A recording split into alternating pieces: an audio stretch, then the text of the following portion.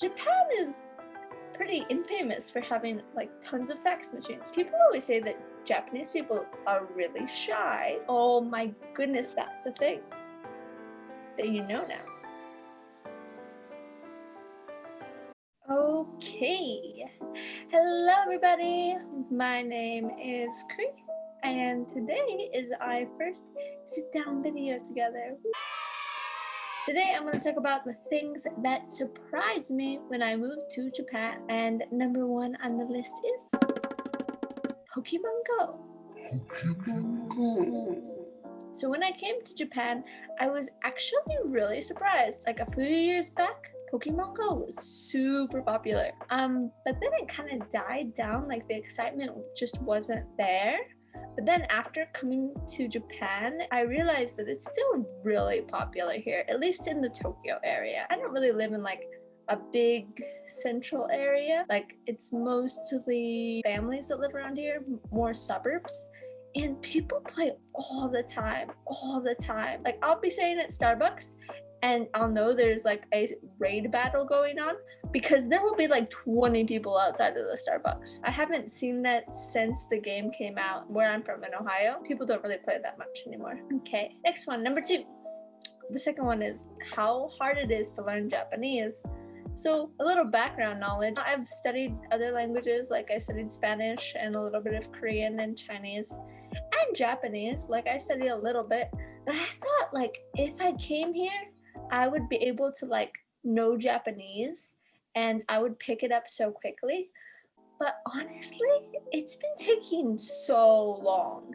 Like way too long. To give you a little reference, like when I came here, I knew hiragana and katakana, which is like the two basic alphabets, and maybe 10 kanji. But man, like it is so difficult. Like I can barely read anything because without knowing kanji, you're pretty much just screwed. Yes, I mean conversationally, I'm doing pretty well. JLPT proficiency test, like I thought I would be able to take the I don't know, N1 or N2 like a few years in, and I'm not that confident anymore.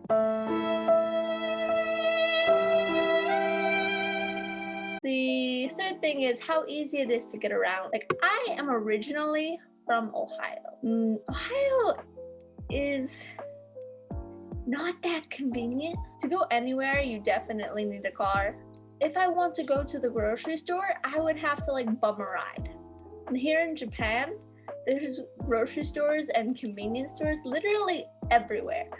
And I knew this coming, but like actually experiencing it is a completely different thing. Like I just feel so relaxed and like I can just go out and get food whenever I want and I don't have to worry. It's like 2-3 minutes away to like the closest konbini, and if I really want to like go to the vending machines, like those are so close and there's so many of them.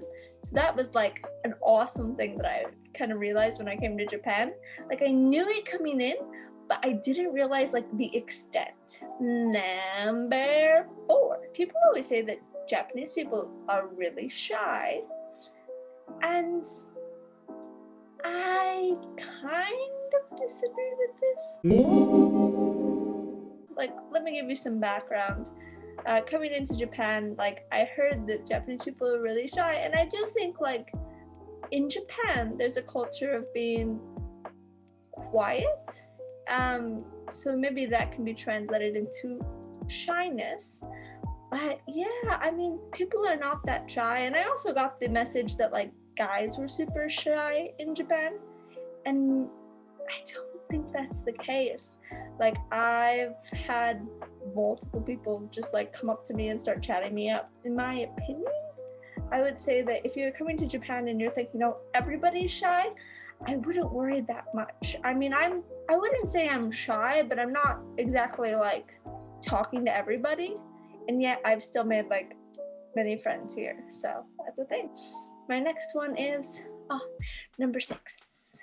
And that is how cheap eating out is. Oh my goodness. Okay, so for example, if I want to go out with my friends at like a sit-down restaurant in Ohio, like I would probably go to somewhere like Applebee's or I don't know, just somewhere casual, right? And if I went there, probably like I feel like the cheapest thing I would get would be about $13. Here in Japan, I can go get Japanese food for like $5. Like I can stroll up to a tendan place which sells like soba noodles and some like good what is that called?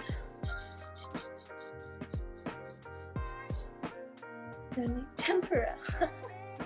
I can get some good tempura veggies and it is so tasty, and it's literally like 500 yen, which is about $5, a little less than $5 in USD. So yeah, I was super surprised, and it's actually really awesome. Like it's almost cheaper to eat out than it is to cook your own food here.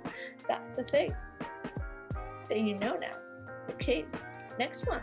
The next one is number 7. Number 7 is flip phones, fax machines, and websites. So Japan is pretty infamous for having like tons of fax machines, right? So that was something that was a little bit shocking, because sometimes Japan gets this image of being like super high tech, when in reality, some things are high tech. Some things are really, really not. What I'm trying to say is not, but I'm too polite. Antique, traditional, unique. Anyway, so people still use fax machines. Also, flip phones are a thing. Like people use flip phones, and I was shocked by this because, at least where I live, I never saw anyone with a flip phone. Like, so when I came to Japan and everybody has these flip phones, I was like, what world have I entered? This is crazy. Also, websites. Website design is so terrible. You can't even, so if you go on a Japanese website and you try to use like Google Translate or something, it won't even translate the website. And usually the website format is just so I try to use Japanese websites and I just give up. I'm like on one side it encourages me to keep learning Japanese. On the other hand, I don't know who's developing these websites, but they need to stop. Number 8, everyone in Japan loves Taiwan and Hawaii. I never heard Japanese people love Taiwan. Like, I had no idea. And so when I came here and all my students were talking about how cool Taiwan was and how much they wanted to go to Taiwan, I was like, what? I don't know anything about Taiwan except for bubble tea. I'm not even sure. Like, it blew my mind. And so yeah, everybody loves Taiwan, they love Hawaii. So yeah, I was just like, wow, cool, good to know. So if you talk to anyone about vacations, the first places that they'll recommend are Taiwan and Hawaii. I guess Taiwan and Japan have a really good relationship, and also Taiwan and Japan are kind of close. So I don't know, they just have a really good relationship and they both really like each other. But this is something I had no idea about as an American who lived in Ohio. So number 9 is bubble tea shops. Man, okay, Japan is obsessed with bubble tea. And if you don't know what bubble tea is, like, okay, so bubble tea is basically this tea that has like tapioca pearls in it, but the tapioca pearls are like this big, and it is so popular here. Like, I think it originally came from Taiwan, and I was just really surprised because people love it here. Like, there's a bubble tea shop on every corner, and even places that you would think, oh no, like that's a donut shop, why would they have bubble tea? They have bubble tea. Like, the local donut shop has bubble tea, and I'm like, why? Like, the donut shop, the regular like Moss Burger, which is their kind of fast food burger chain, they have bubble tea. It is excessive, absolutely excessive. If I were to do a video on all the bubble tea shops in like Shinjuku, I don't even think it would be possible. It would probably be like 10 hours long. Anyway, so bubble tea is huge in Japan. If you have a chance and you haven't had it yet, I recommend try it. Don't get milk though. Milk with bubbles is just gross. I'm sorry, Japan. Okay, it's number 10. Number 10 is attention to detail. So for example, I'll give it. I went to Starbucks when it was raining.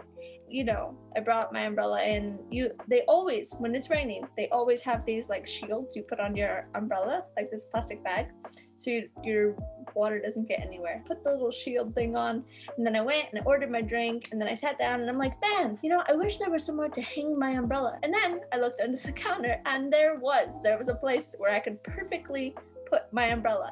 Also, every restaurant that you go to has like these little bins or little baskets where you can put your stuff. Also, I don't know how they do it, but it's like when I'm thinking, oh, I need a basket, like there's a basket. Like I don't know if they just like have them everywhere in the store, but seriously, like it happens all the time where I think of something that I need or want, and then it's just right there. Like it happens all the time. And then also, when it comes to vending machines, like Japan is amazing because they have vending machines everywhere, absolutely everywhere. So if I am craving any sort of drink, I don't need to worry because there'll be a vending machine if I walk like 2 minutes in any direction. And so this is awesome. But one of the things I thought was really interesting is they have hot drinks in the vending machine and hot drinks at the convenience store. Convenience store. Konbini is convenience store in Japanese. So but in the convenience stores, they always have like these hot drinks. They are so good, and they are like the perfect thing when your hands are like cold because it's so cold outside right now. So like that is a lifesaver. I don't know, it's just like the little things. Like you think like, oh, this is I'd like to be warm now, or oh, like I'd like a warm drink, or oh, I'd like somewhere to put this, and it's just there. Like you don't even need to ask for it. But yeah, that's all I have for today. Thank you for joining me. I hope you enjoyed this video. If you like sit-down videos, let me know. If you have any questions about Japan, leave them in the comments. I would love to answer them. I'd love to hear from you. And yeah, goodbye.